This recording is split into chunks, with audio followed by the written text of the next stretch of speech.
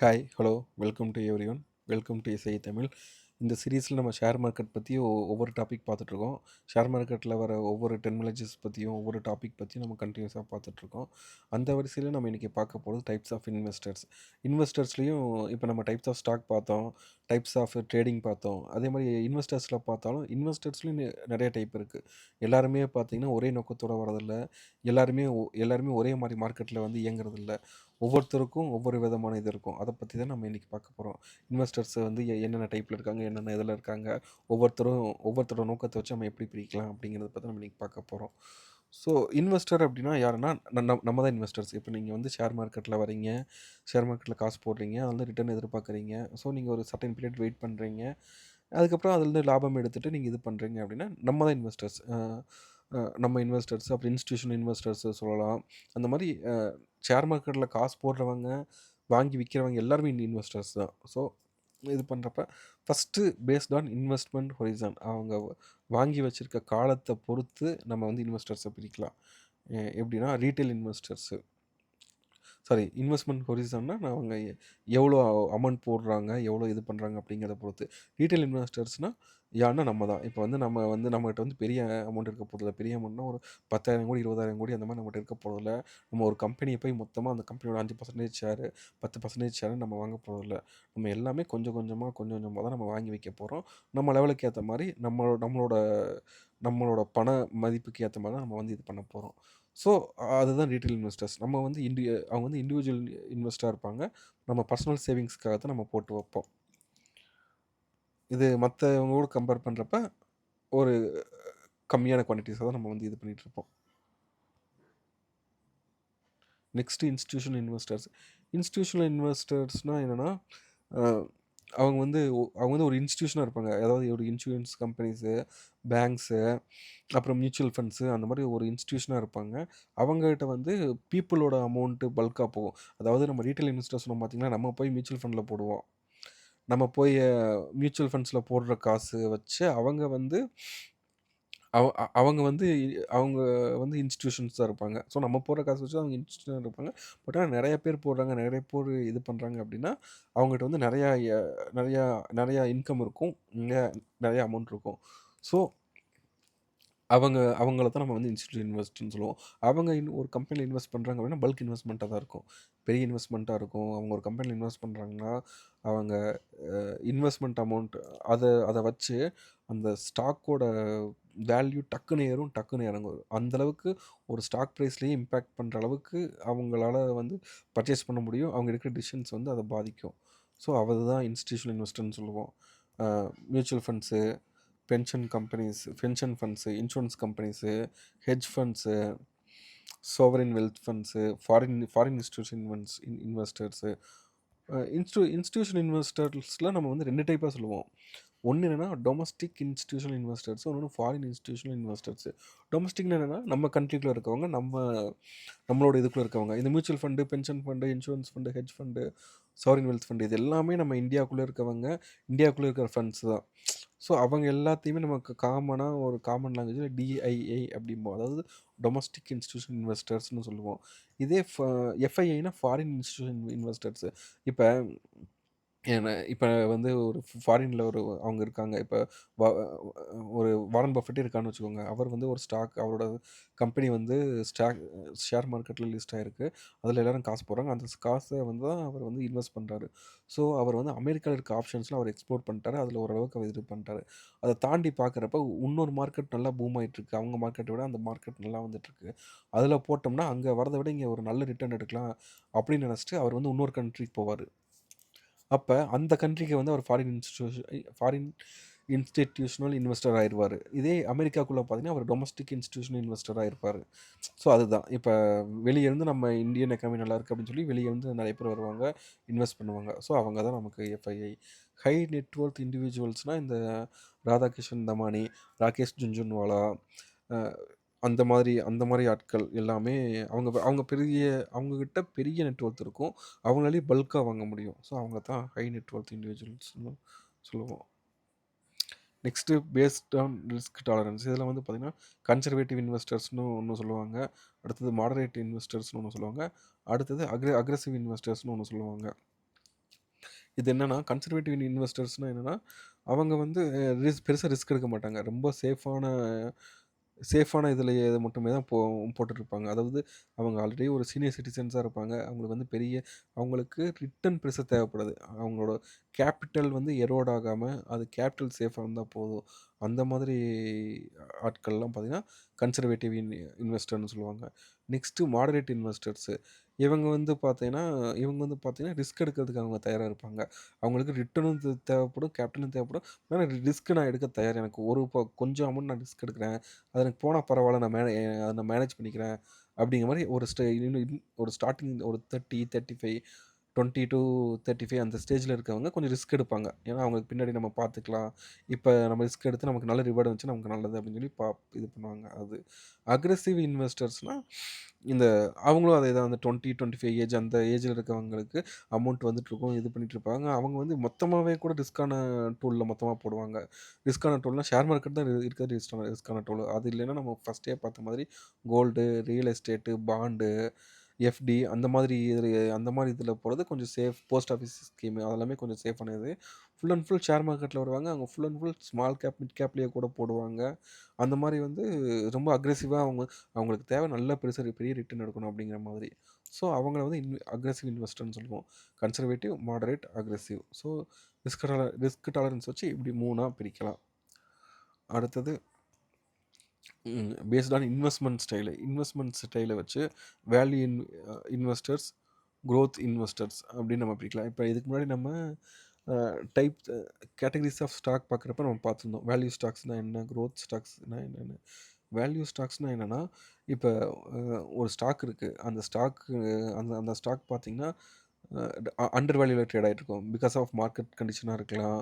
இல்ல அந்த செக்டார் மொத்தமா அடி வாங்கியிருக்கலாம். இல்லன்னா அந்த கம்பெனிக்கு ஏதாவது பேட் நியூஸ் வந்திருக்கலாம். இப்போ மணப்புரம்க்கே பார்த்தீங்கன்னா, அந்த ப்ரொமோட்டர் மாறப் போறாங்க. இல்ல ப்ரொமோட்டர் இது பண்ண போறாங்க அப்படின்னு சொன்னப்ப, பெரிய அடி வாங்குச்சு. கிட்டத்தட்ட ஒரு 200, 220ல இருந்துட்டு 150 வரைக்கும் போச்சு. அந்த நேரத்தில பார்த்தீங்கன்னா, 150ல நீங்க அந்த ஸ்டாக்க பார்த்தீங்கன்னா, அது ரொம்ப ஒரு அண்டர் வேல்யூ ஒரு நல்ல நல்ல நல்ல விலையில இருக்க ஸ்டாக்ஸ் தான். நல்ல நல்ல ரேட்டு தான். அந்த ரேட்ல நீங்க பார்க்குறப்ப. ஸோ அந்த டைம்ல நீங்க பண்ணீங்கன்னா, அது வந்து வேல்யூ பையிங். அது வந்து நல்ல ரேட்ல இருக்கு, நல்ல பொசிஷன்ல இருக்கு. இப்ப நம்ம இது பண்ணலாம் அப்படிங்கிற மாதிரி. அ இதே குரோத் ஸ்டாக்ஸு அப்படின்னா குரோத்னா என்னன்னா, இப்போ ஒரு ஸ்டாக் இருக்கு.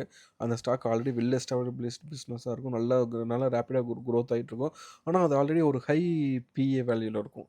பிஇன்னா பிரைஸ் டூ எர்னிங் ரேஷியோ. அந்த வேல்யூ பிஇ அத வச்சு தான் ஒரு ஸ்டாக் அண்டர் வேல்யூவா இருக்கா? இல்ல ஓவர் வேல்யூவா இருக்கான்னு பார்ப்போம். ஸோ, பிஇ வேல்யூ ரொம்ப அதிகமா இருக்கும். அது ஆல்ரெடி பிரைஸ் ரொம்ப அதிகமா இருக்கும். அது அப்பவும் பார்த்தீங்கன்னா, சில பேர் அத வாங்குவாங்க. ஏன்னா, இந்த பிசினஸ் மாடல் நல்லாயிருக்கு. இதுக்கு வந்து ஆர்டர் புக் நல்லாயிருக்கு.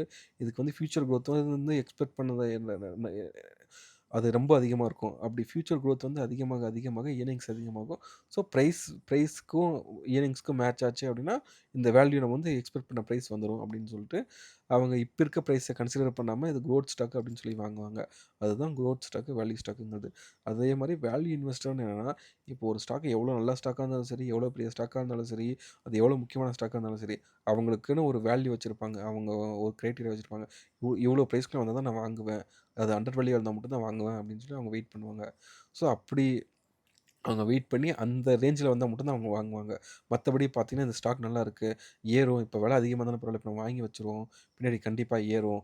அப்படிங்கிற மாரி அவங்க வாங்க மாட்டாங்க. இதுல நல்ல எக்ஸாம்பிள்னா வா வாரன் பஃபெட் சொல்லலாம். அவர் வந்து எவ்வளோ இதா இருந்தாலுமே, அவர் வந்து ஸ்டாக் வந்து நான் வாங்கணும்னு நெனச்ச அந்த பிரைஸ் ரேஞ்சுக்கு வந்தா மட்டும் தான் அவர் வாங்குவாரு.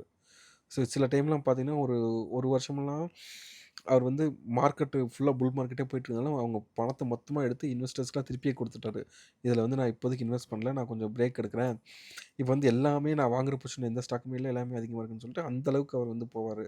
ஸோ நெக்ஸ்ட்டு திரும்ப அவருக்கு ஒரு ஆப்பர்ச்சுனிட்டி வருதுன்னா, திரும்ப உள்ள வருவாரு. அந்த மாரி தான் அதுக்கு பேர் தான் வேல்யூ இன்வெஸ்டர். குரோத் இன்வெஸ்டர்ஸ்னா எப்படின்னா, இப்போ ஒரு ஸ்டாக் வந்து அதிக வேல்யூல இருக்குன்னு அவங்களுக்கு தெரியும். இப்போ ஆல்ரெடி அது பிஇ ரொம்ப அதிகமா இருக்கு. அந்த ஸ்டாக்கும் அதிக வேல்யூல இருக்கு அப்படின்னு உங்களுக்கு தெரியும். இருந்தாலும் பார்த்தீங்கன்னா, அவங்க கம்பெனியோட குரோத்த நம்பி இந்த குரோத் நல்லா இருக்கு. ஸோ இதே இதே இதே வேகத்தில போச்சுன்னா, நமக்கு ரிட்டர்ன் நெறைய கிடைக்கும். இது ஸ்டாக்கும் நல்லா போகும் அப்படின்னு சொல்லி நம்பி அவங்க இன்வெஸ்ட் பண்ண ஆரம்பிப்பாங்க. அதுக்கு பேர் தான் growth investors. Next investors. Income இன்வெஸ்டர்ஸ்னா அந்த டிவிடெண்ட் தர கம்பெனிஸ் இருக்கும். சில கம்பெனிஸ் வந்து கன்டினியூஸா டிவிடெண்ட் குடுத்துட்டே இருப்பாங்க. இந்த இந்த REIT real estate infrastructure trust, அப்புறம் வந்து இந்த பிஎஸ்யூ ஸ்டாக்ஸு, அப்புறம் ஐடிசி, டிசிஎஸ் அந்த மாரி பெரிய கம்பெனிஸு ஆல்ரெடி ஸ்டாக்னேட் ஆயிருக்கும். அதோட பிசினஸ் மாடல் எல்லாமே நல்லா பெருசாகி அவங்க பெருசா பண்ணிட்டு இருப்பாங்க. ஸோ வர ரிட்டர்ன் ஒரு சம் பர்சன்டேஜ் பார்த்தீங்கன்னா, இன்வெஸ்டர்ஸ்க்கு ரிட்டர்னா குடுத்துட்டே இருப்பாங்க. அந்த மாரி நெறைய கம்பெனிஸ் வந்து இன் அ டிவிடெண்ட் குடுத்துட்டே இருப்பாங்க. ஸோ இது வந்து அந்த இன்வெஸ்டருக்கு ஒரு ஒரு அடிஷனல் இன்கமா இருக்கும். ஸோ இப்ப ரிட்டயர்ட் இண்டிவிஜுவல்ஸ் எல்லாம் பார்த்தீங்கன்னா, இப்ப ரிட்டயர் ஆயிட்டாங்க. அவங்களுக்கு மாசம் மாசம் மாசம் மாசம்னு இல்ல. ஏதாவது ஒரு ரிட்டர்ன் அவங்களுக்கு வேணும். ஏதாவது ஒரு இன்கம் அவங்களுக்கு தேவை அப்டின்னா, அவங்க வந்து டிவிடெண்ட்ல போடுவாங்க. அவங்க மட்டும்னு இல்ல. இப்ப நார்மலா நீங்க போர்ட்ஃபோலியோ பில்ட் பண்றவங்க கூட, அவங்களுக்கும் அவங்க போர்ட்ஃபோலியோல ஒரு சர்டைன் பெர்சன்டேஜ் டிவிடெண்ட் ஸ்டாக்ஸ்க்குன்னு வச்சுக்குவாங்க. அப்படி வைக்கிறப்ப, அந்த டிவிடெண்ட் வந்து அவங்களுக்கு 3 மந்த்ஸ் ஒன்ஸ் அவங்களுக்கு ரிட்டர்ன் வந்துட்டே இருக்கும். ஸோ இப்படி டிவிடெண்ட் தர ஸ்டாக்கா பார்த்து இன்வெஸ்ட் பண்றவங்க தான் இன்கம் இன்வெஸ்டர் அப்படிங்கிறவங்க.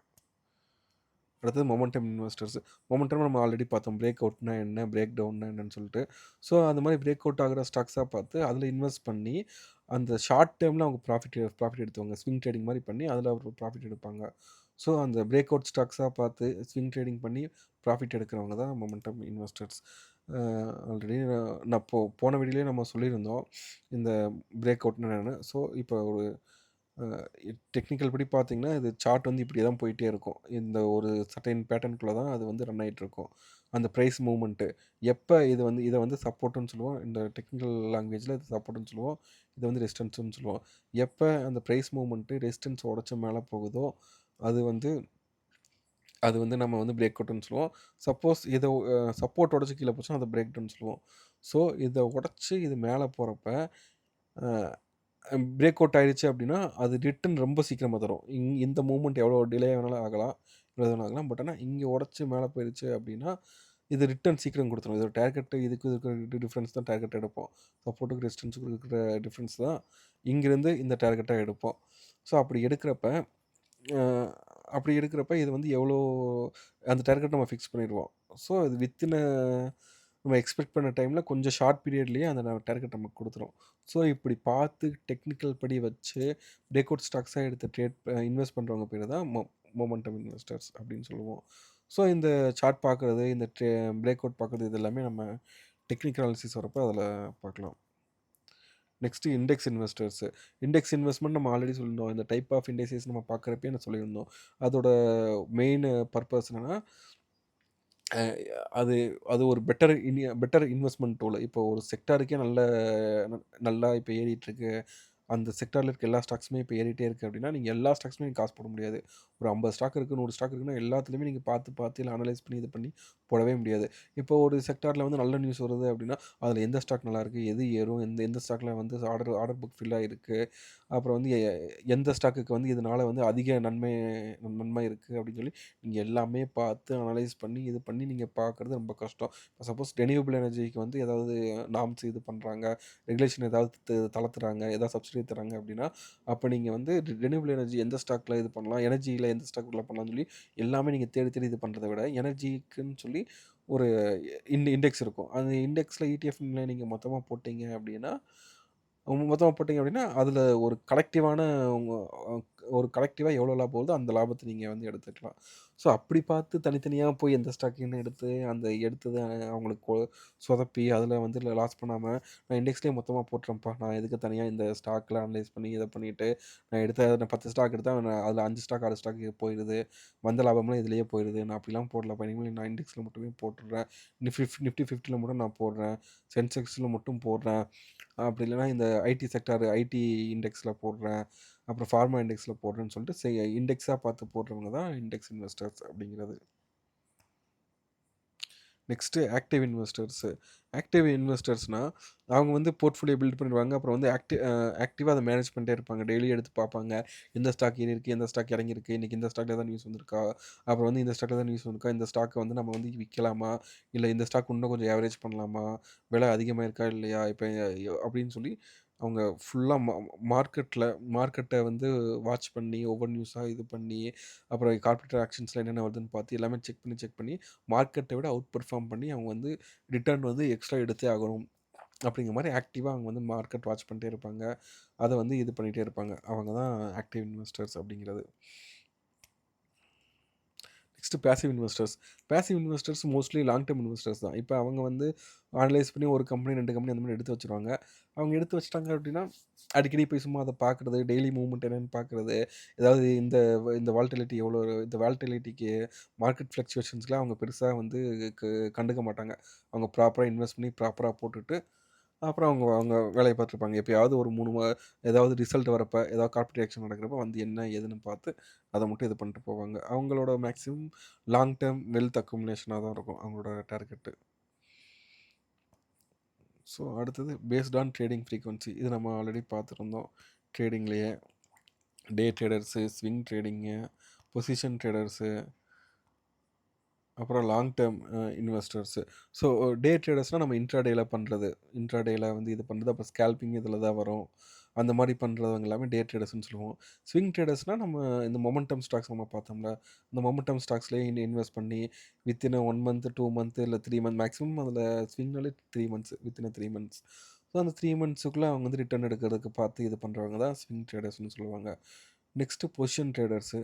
பொசிஷன் ட்ரேடர்ஸ்னால் இந்த ஃபியூச்சர் அண்ட் ஆப்ஷன்ஸு பொசிஷன் எடுத்து கால் ஆப்ஷன் எடுக்கிறது, புட் ஆப்ஷன் எடுக்கிறது, அந்த மாதிரி இந்த மந்த்தில் இந்த நிஃப்டி 50 இந்த வேல்யூ வரும் அப்படிங்கிற மாதிரி பொசிஷன் எடுத்து அதில் வந்து ஹோல்டு பண்ணுறவங்க பொசிஷன் ட்ரேடர்ஸு. லாங் டேர்ம் இன்வெஸ்டர்ஸ்னால் ஸ்டாக்ஸ் அனலைஸ் பண்ணி அதை பார்த்து அந்த ஸ்டாக்கை போர்ட்ஃபோலியோவில் ஆட் பண்ணி அதில் வந்து அமௌண்ட் இன்வெஸ்ட் பண்ணி இந்த லாங் டேர்மில் இது எனக்கு வந்து வெல்த்தை வந்து அக்குமுலேட் பண்ண அப்படின்னு சொல்லி அதை அக்குமுலேட் பண்ணிட்டே வரவங்க தான் லாங் டேர்ம் இன்வெஸ்டர்ஸு. ஸோ நீங்கள் இப்போ ஷேர் மார்க்கெட்டுக்குள்ளே வரீங்க அப்படின்னா, இந்த மாதிரி டெர்மினாலஜியும் நீங்கள் தெரிஞ்சிருக்கணும். இப்போ வந்து இதுனா என்ன, இன்வெஸ்டர்ஸ் வந்து என்னென்ன டைப்ல இருக்காங்க, என்னென்ன இது, இதில் வந்து நம்ம வந்து என்ன கேட்டகரியில் வரோம், நம்மளோட ரோல் இதில் என்ன, ஒவ்வொருத்தரும் என்னென்ன பண்ணுறாங்க, ஆப்ரேட்டர்ஸ்னால் என்ன, இன்ஸ்டிடியூஷனல் இன்வெஸ்டர்ஸ்னால் என்ன, ஒரு இன்ஸ்டிடியூஷனல் இன்வெஸ்டர்ஸ் வந்து பை பண்ணுறது எவ்வளோ அஃபெக்ட் பண்ணுது, அவங்க செல் பண்ணுறது எவ்வளோ அஃபெக்ட் பண்ணுது. இப்போ ஒரு ஸ்டாக் நீங்கள் பார்க்குறீங்கன்னா, அதில் வந்து அவங்களோட பொசிஷன் எவ்வளோ இருக்குன்னு நம்ம பார்க்கணும். டிஐஐ எவ்வளோ பர்சன்டேஜ் வச்சுருக்காங்க, எஃப்ஐ எவ்வளோ பர்சன்டேஜ் வச்சுருக்காங்க அப்படிங்கிறத நம்ம பார்க்கணும். அதெல்லாம் வச்சு தான் நம்ம அனலைஸ் பண்ணுறப்ப, இது பண்ணுறப்ப ஈஸியாக இருக்கும். அனலைஸ் பண்ணுறப்ப, இது பண்ணுறப்ப, நம்ம ஸ்டாக் வாங்குறப்ப அதெல்லாம் நீங்கள் வச்சு பார்க்குறப்ப தான் நமக்கு அது கொஞ்சம் ஒரு நல்ல ஒரு கான்ஃபிடன்ஸ் தரும். இப்போ ஆல்ரெடி டிஐ, எஃப்ஐஏ வாங்கியிருக்காங்க அப்படின்னா, ஓகே இந்த ஸ்டாக் நம்ம இது பண்ணலாம் அப்படிங்கிற மாதிரி. ஸோ நீங்கள் ஸ்டாக் மார்க்கெட்டுக்குள்ளே வரீங்க, உள்ள இன்வெஸ்ட் பண்ண வரீங்க அப்படின்னா, இதெல்லாம் தெரிஞ்சுக்க வேண்டியது ஒரு பேசிக்கான விஷயங்கள். ஸோ இப்போ ஷேர் மார்க்கெட் சீரிஸில் நம்ம டைப்ஸ் ஆஃப் இன்வெஸ்டர்ஸ் வரைக்கும் நம்ம பார்த்துருக்கோம். நெக்ஸ்ட்டு அடுத்த வீடியோவில் இதே மாதிரி ஷேர் மார்க்கெட்டோட பேசிக்ஸ் பற்றி அப்புறம் ஷேர் மார்க்கெட் டெர்மினாலஜிஸ் பற்றி நம்ம அடுத்த வீடியோவில் வேறு ஏதாவது ஒன்று வச்சு அதை பற்றி பார்க்கலாம். இது வரைக்கும் பார்த்தெல்லாம் உங்களுக்கு புரிஞ்சிருக்குன்னு நினைக்கிறேன். ஏதாவது புரியலைன்னா, இல்லை ஏதாவது இந்த வீடியோ பற்றி ஏதாவது கருத்து இருந்ததுன்னா கமெண்ட்டில் சொல்லுங்கள். மீண்டும் இதே மாதிரி ஒரு அடுத்த வீடியோவில் சந்திப்போம். நன்றி.